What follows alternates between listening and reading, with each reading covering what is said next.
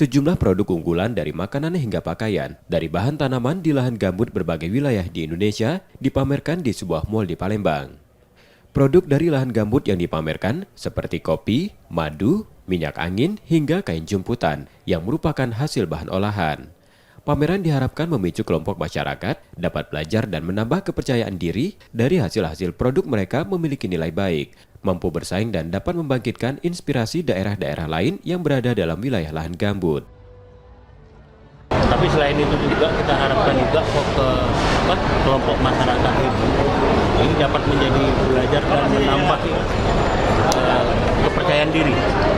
Karena hasil-hasil produk mereka memiliki nilai yang baik di pasar ya, kita lihat ini, dan dapat mampu bersaing.